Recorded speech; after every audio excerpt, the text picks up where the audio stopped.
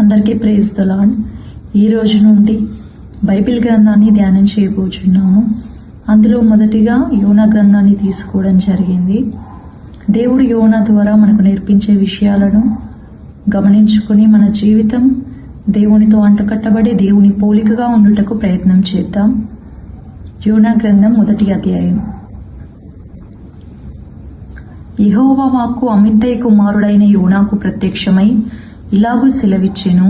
నినివే పట్టణస్థుల దోషము నా దృష్టికి ఘోరమాయెను గనుక నీవు లేచి నినివే మహాపట్టణమునకు పోయి దానికి దుర్గతి కలుగునని ప్రకటింపుము.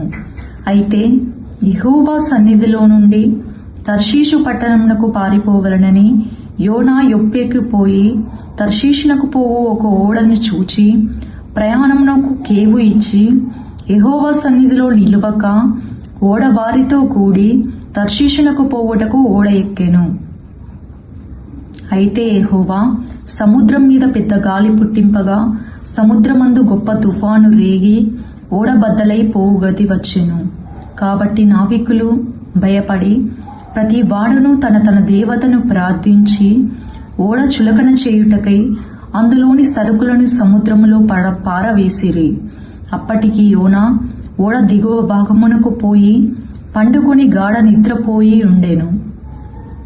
అప్పుడు ఓడ నాయకుడు అతని యొద్దకు వచ్చి, ఓయి నిద్రపోతా, నీకేమి వచ్చినది? లేచి నీ దేవుణ్ణి ప్రార్థించుము, మనము చావకుండా ఆ దేవుడు మన యందు కనికరించునేమో అనెను.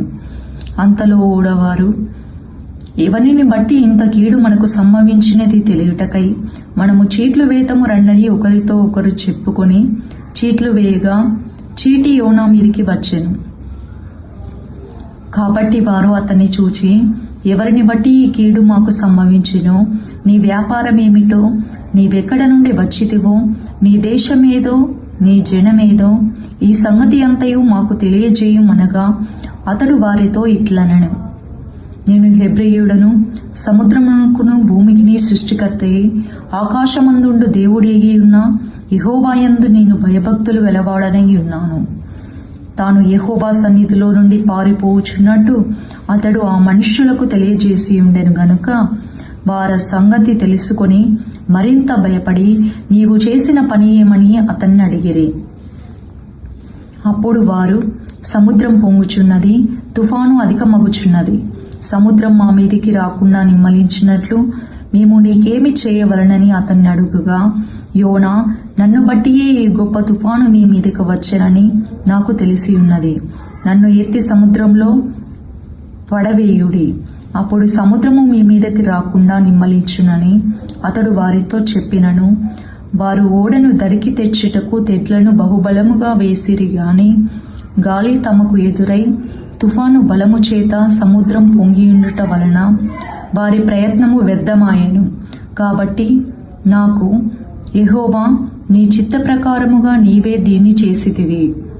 ఈ మనుష్యుని బట్టి మమ్మును లయము చేయకుందువుగాక, నిర్దోషిని చంపితిరన్న నేరము మా మీద మోపకుందువుగాక అని యెహోవాకు మనవి చేసుకుని యోనాను ఎత్తి సముద్రంలో పడవేసిరి. పడవేయగానే సముద్రము పొంగకుండా ఆగెను. ఇది చూడగా ఆ మనుషులు యెహోవాకు మిగుల భయపడి ఆయనకు బలి అర్పించి మొక్కుబళ్ళు చేసిరి. గొప్ప మత్స్యము ఒకటి యోనాను మింగవలనని యెహోవా నియమించి ఉండగా యోనా 3 దినములు ఆ మత్స్యం యొక్క కడుపులో ఉండెను. 1వ అధ్యాయం నుండి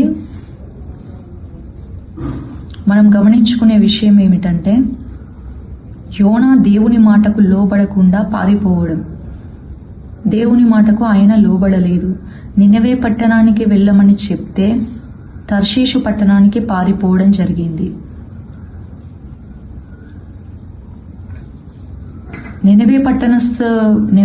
నినవే పట్టణంలోని ప్రజలు ఏమిటంటే, వాళ్ళు పాపం చేసి ఉన్నారు, దేవుని మాటకు లోబడకుండా విచ్చలవిడి జీవితం కలిగి ఉన్నారు. ఆ పట్టణస్థులు లోబడని ప్రజలు, నేను అక్కడికి వెళ్ళలేను అని యోనా దేవుని మాటకు లోబడలేదు. అప్పుడు దేవుడు తన మాటని విననందు చేత సముద్రంలో పెద్ద తుఫానును రప్పిస్తాడు. ఓడలోని వారు యోనా వల్లే ఈ విపత్తు వచ్చిందని తెలుసుకుని అతన్ని సముద్రంలో పడవేయడం జరిగింది. వెంటనే ఒక పెద్ద చాప యోనాను మింగుతుంది. మనం ఎలాంటి స్థితిలో ఉన్నా ప్రతి విషయంలో దేవుని మాటకు లోబడాలని అని ఈ మొదటి అధ్యాయం ద్వారా మనం నేర్చుకోవచ్చు. ప్రతి విషయంలో ఆయన మాటకు లోబడాలి, ఆయన వాక్య ప్రకారం జీవించే బిడ్డలుగా మనం ఉండాలి. 2వ అధ్యాయం ధ్యానం చేసుకుందాం. ఆ మత్స్యం కడుపులో నుండి యోనా యెహోవాకు ఇలాగున ప్రార్థించెను. నేను ఉపద్రవంలో ఉండి యెహోవాకు మనవి చేయగా ఆయన నాకు ప్రత్యుత్తరం ఇచ్చెను. పాతాళ గర్భంలో నుండి నేను కేకలు వేయగా నీవు నా ప్రార్థన అంగీకరించి ఉన్నావు. నీవు నన్ను అగాధమైన సముద్రం గర్భంలో పడవేసి ఉన్నావు. ప్రవాహములు నన్ను చుట్టుకొని ఉన్నవి. నీ తరంగంలోను నీ కర్రలను నన్ను కప్పి ఉన్నవి. నీ సన్నిధిలో నుండి నేను వెలివేయబడినను నీ పరిశుద్ధాలయం తట్టు మరలా చూచెదననుకుంటుని. ప్రాణాంతం వచ్చినంతగా జలములు నన్ను చుట్టుకొని ఉన్నవి. సముద్ర అగాధము నన్ను ఆవరించి ఉన్నది. సముద్రపు నాచు నా తలకు చుట్టుకొని ఉన్నది. నేను మరెన్నటికి ఎక్కి రాకుండా భూమి గడియలు వేయబడి ఉన్నవి. పర్వతముల పునాదులలోనికి నేను దిగి ఉన్నాను.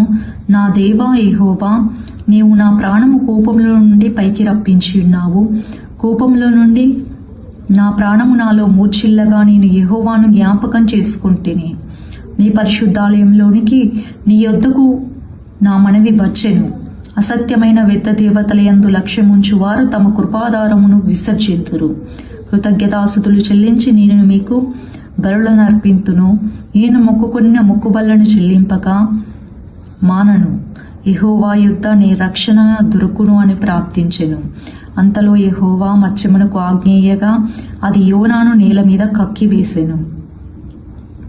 2వ అధ్యాయం నుండి మనం నేర్చుకోవాల్సిన విషయం ఏమిటంటే, యోనా చేప కడుపులో ఉండి కూడా దేవుడికి ప్రార్థన చేస్తాడు.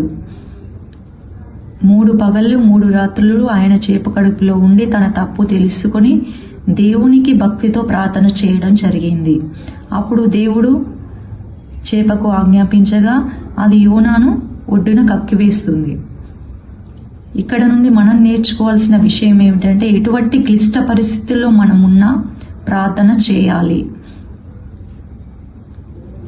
మన తప్పు ఒప్పుకొని విడిచిపెట్టి ఆయనకు ప్రార్థన చేసేవారిగా ఉన్నప్పుడు దేవుడు ప్రతి పరిస్థితిలో కూడా మనల్ని లేవనెత్తగలిగే దేవుడు, మనల్ని విడిపించే దేవుడని ఈ 2వ అధ్యాయం నుండి మనం నేర్చుకోవచ్చు. ఈ 3, 4వ అధ్యాయాలు మరొక రోజు ధ్యానం చేసుకుందాం. ఈ గొప్ప వాక్యం దేవుడు దీవించునుగాక. ఆమేన్.